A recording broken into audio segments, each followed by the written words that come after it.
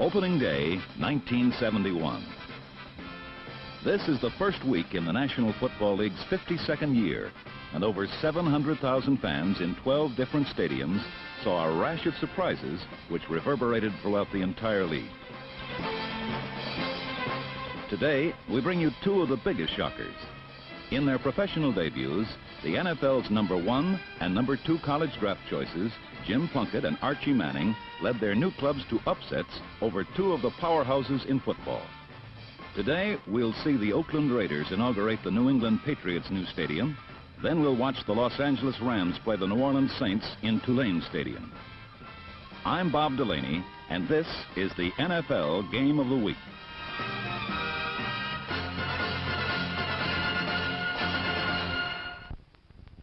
This is spanking new Schaefer Stadium in Foxborough, Massachusetts, where over 55,000 saw a new stadium, a new coach, and a new quarterback. The opponents are John Madden's highly rated Oakland Raiders, and well, they should be. At quarterback alone, they have Darryl LaMonica, George Blanda, and Ken Stabler. With this plethora of talent, Oakland has good reason to smile.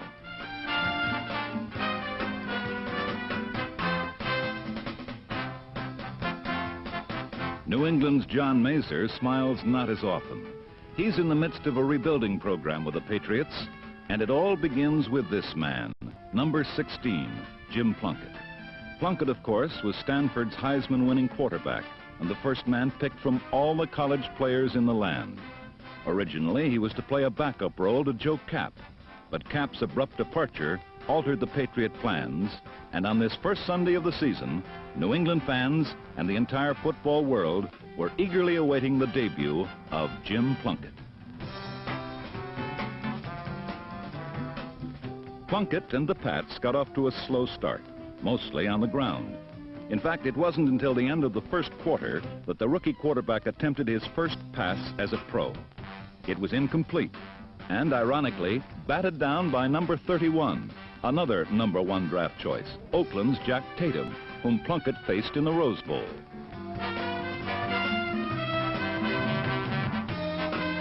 Two plays later, however, behind excellent protection from his offensive line, Jim Plunkett completed his first pass in professional football. It was a strike over the middle to another rookie, number 86, Roland Moss, a tight end from Toledo. The pass play was good for 14 yards, but the Patriots were going nowhere because the Oakland defense was simply superb.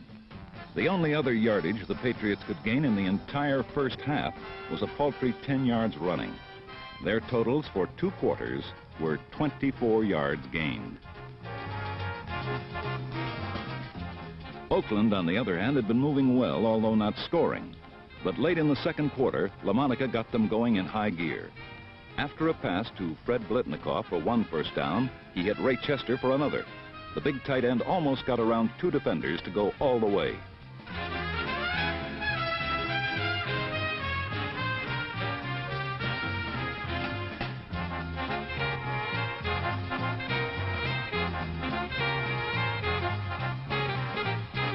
Two plays later, the former Notre Dame quarterback looked right, then threw left to his outlet, Pete Banaszak.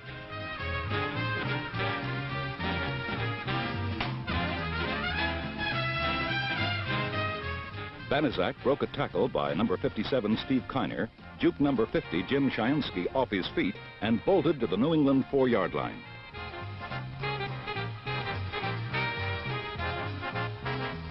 On the next play, with 1:03 left in the half, Banaszak swept left and just made it over the flag for the touchdown. Oakland had gone 60 yards in 10 well-executed plays. Oakland now led 6-0, soon to be 7, right? Wrong. For those who think extra points are automatic, watch.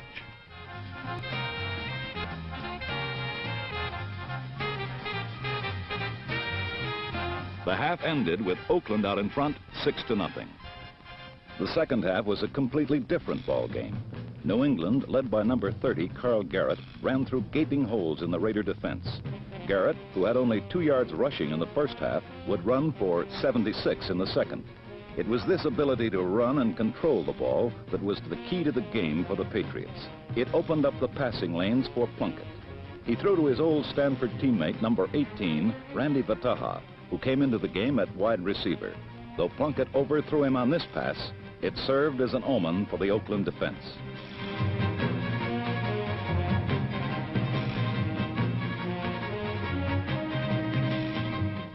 The Patriots got the break they needed on the very next series when Oakland's second bad center snap resulted in punter Mike Eichheit being nailed at the 50.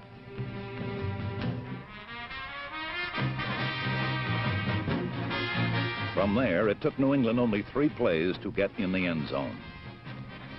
The first was a quick out to Ron Sellers in the right flat for 8 yards.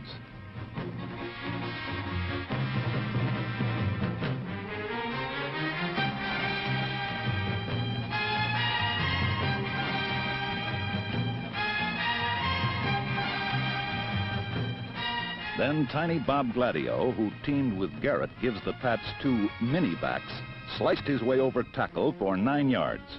Gladio replaced the injured Jim Nance.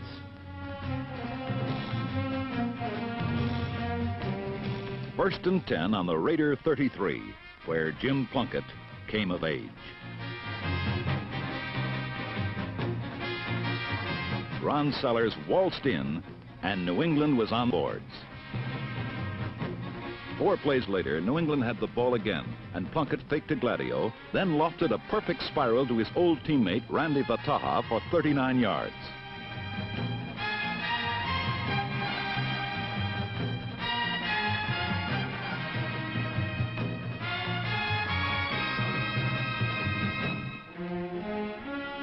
Vataha, who is competing with another rookie, Alfred Sykes, for the open position at wide receiver, came to the Pats just recently after being put on waivers by the Rams, who felt he was too small. Perhaps they scouted him at his off-season occupation in L.A. Vataha is one of the 7 dwarfs at Disneyland. Plunkett had the Raiders reeling, and he kept the pressure coming by rolling left this time and nailing Sellers with a pass good for another first down. 3rd and 3 at the Oakland 20. A raw rookie quarterback against one of the toughest defensive teams in football.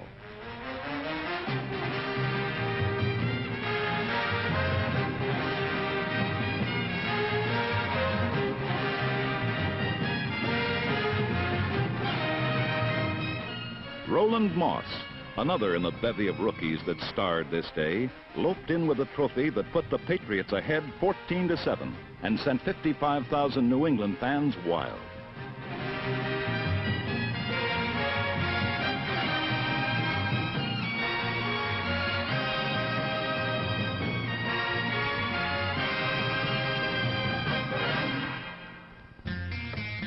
The rest of the game was ball control through the running of Carl Garrett and 2 field goals by Charlie Gogolak, one for 46 yards that sent his team even further ahead, 20-6.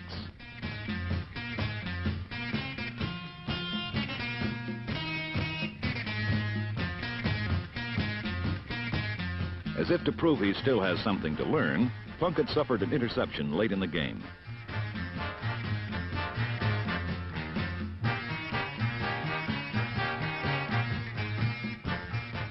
Nehemiah Wilson lateraled to Jack Tatum, but New England's defense thwarted Oakland's offense again, and the turnover didn't alter the score.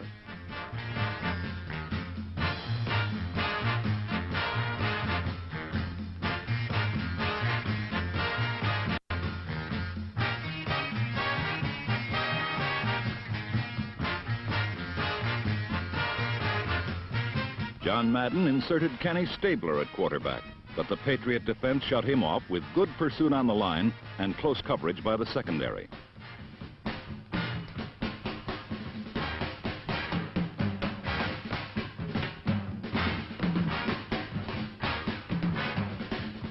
Oakland's miracle man, George Blanda, tried his hand for the final series with no luck. However, the Raiders revealed a rookie sensation of their own, number 28, Clarence Davis. Watch the former Trojan use his guard, number 63, Gene Upshaw, to perfection. Davis turned down the Jets for a long run, but that was all Oakland had to cheer about in the second half.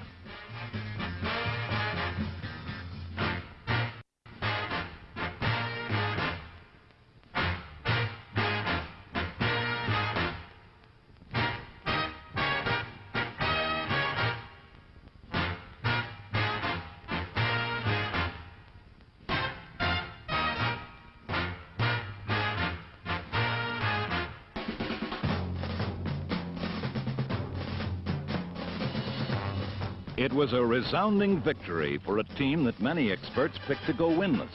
It was a storybook win, new stadium, new fans, and a team that is 50% changed from last year. These are the new faces of victory. Jim Plunkett, Randy Vataha, Bob Gladio, Roland Moss, Steve Kiner, and Alfred Sykes. And some familiar ones too. Carl Garrett, Charlie Gogolak, Ron Sellers, Tom Janik, Ed Philpott, John Morris, and Houston Antwine. But as the Oakland Raiders painfully learned, Sunday was an afternoon when youth knew no bounds. Tomorrow will bring another day.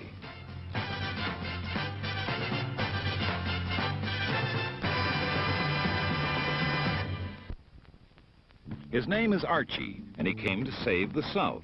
They've written about him, sung about him, and worshipped him from afar. He was saintly long before he came to the Saints. He came to save New Orleans for young owner John Mecum and the NFL's youngest coach, 38-year-old J.D. Roberts. Manning, Mecum, and Roberts, three young men trying to forge a winner from the rubble of a last-place finish last year. The Saints would begin their quest against the league's oldest coach, Tommy Prothro. Oldest in years, youngest in tenure, for Prothro is an NFL rookie. When George Allen left the Rams, he took much of his great defense with him. Prothro was left with the Deacon and Merlin, but two linebackers are new, as is much of his secondary.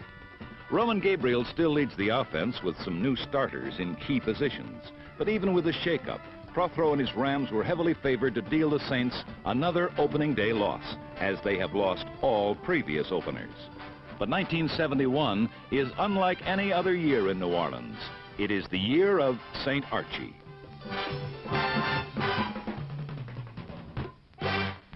Gabriel, the Rams, and 70,000 Saint fans quickly found out that the Saints were for real in 1971, and that preseason is just that and no more. Though they were 0-6 in preseason, and their lineup includes 5 rookies among 13 new regulars, the New Orleans Saints opened their opener by completely stifling the Rams' veteran offense. Gabriel could do virtually nothing on the ground or through the air in the first half, being constantly pressured by a young front four.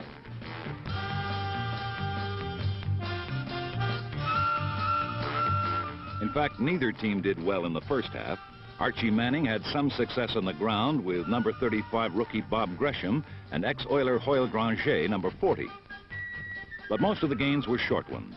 The Rams' defense seemed as strong as it ever was, bolstered by cornerback Jim Nettles, number 19, to stop the sweeps.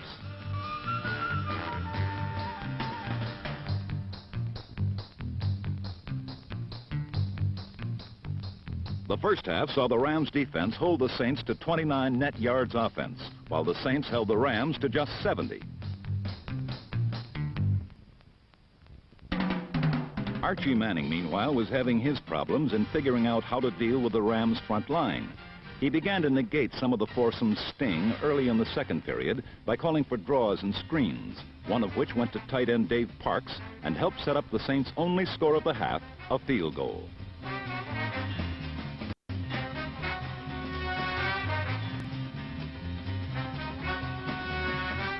But Manning spent most of the half on his back. He was sacked 6 times in the half, partly because of the fact that Archie Manning has no pockets. He sprints out and back so fast, there are no time for pockets. If you catch him, which the quick Ram lineman did, you catch him for a sizable loss before a play even develops. This happened 6 times in the half for minus 63 yards.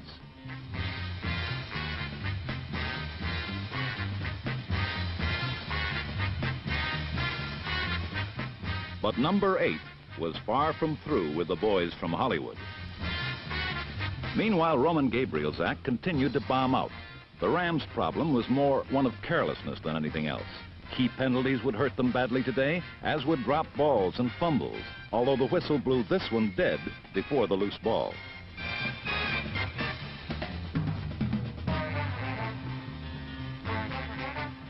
Gabriel was off target too. He was hitting them in the hands, his own receivers and the opponents.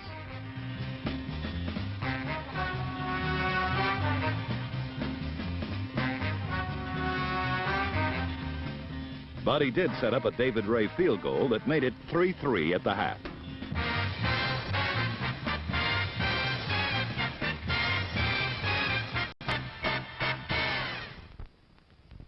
Coach Roberts must have made several key adjustments at the half because the Saints opened the third quarter with far better protection for Archie Manning, and on their first possession, Manning led his team on a 13-play, 80-yard drive that ended in his first official scoring pass as a pro. Manning showed his versatility on this series. He dropped back, he rolled out, he hit the quick out, he hit the quick in, using rookie Bob Newland and veteran number 46 Dan Abramowitz as targets.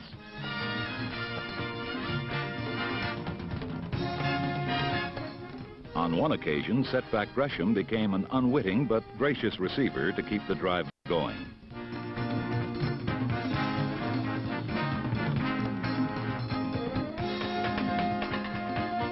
And immediately following this, a textbook rollout option pass and catch was ruled no good by inches.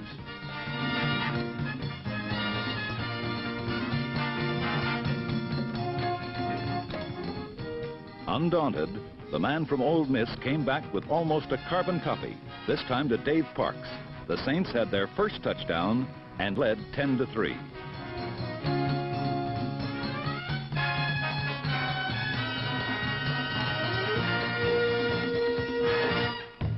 It quickly became 17-3 as Gabriel lost control, fumbled, and the Saints' Richard Neal recovered. 3 plays later, Manning gave to Gresham, a number 35, who was just activated before the game, went in to make it Saints 17, Rams 3.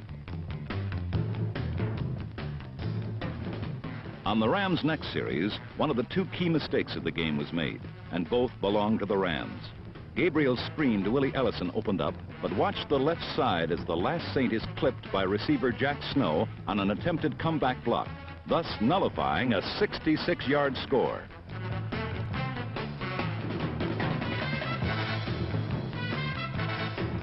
A storm at halftime had clouded the skies, and the sun had begun to set on the Rams, too. Receiver Lance Rensel wiped out the cornerback here, but Temple's Wayne Coleman backed up the play beautifully and cut the Rams down. Aside from Gabriel's own receivers, the Saints in the secondary rendering his passing attack impotent were the 4 Musketeers, Dallas Howell, Hugo Hollis, Reno Moore, and D'Artagnan Martin. The Rams settled for 3 again. It was now 17-6. On the Saints' next series, the Rams' Jim Nettles came up with 2 standout efforts to try and revive the listless Rams.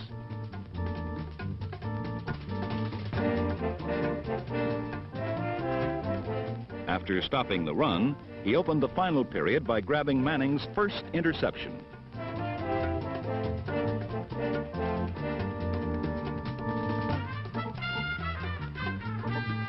Although shook up after making the tackle, Manning, whose left wrist is still in a cast, was okay. He would return.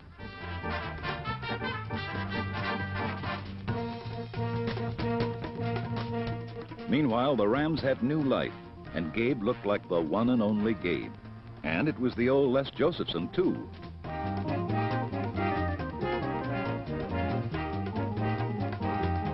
It was now 17-13, with 12 minutes left. Hollywood was not going to let the football world down on opening day.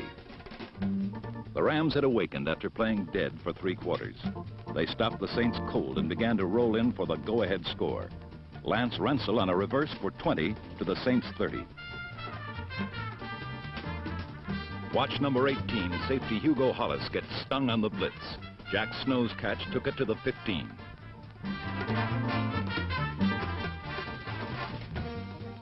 This time, number 18 played it right, but not before Josephson cracked down to the 1.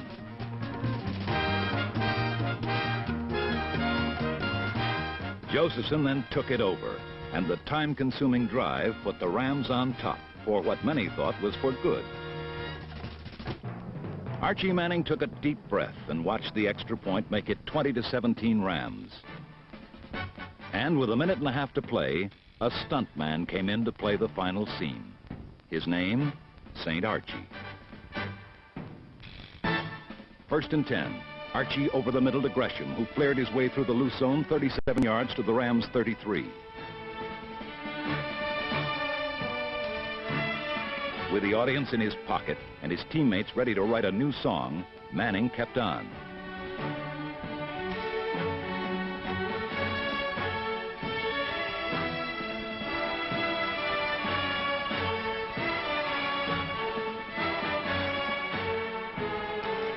But he was set back momentarily. 3rd and 2 on the 25. Archie to Abramowitz for a first down. Then the big mistake of the game for the Rams. Jim Nettles was detected pushing at the goal. 1st and goal on the 1. Tulane Stadium had gone berserk, and the kid quarterback from Ole Miss was the most exciting thing to hit New Orleans since Huey Long. But right now he needed a play. One last play, and the curtain could come down. The call. A pass? A handoff? This is a Hollywood script. One man, and only one, would carry the ball now. And he carried it 1 yard and 1 yard only. 1 yard to immortality.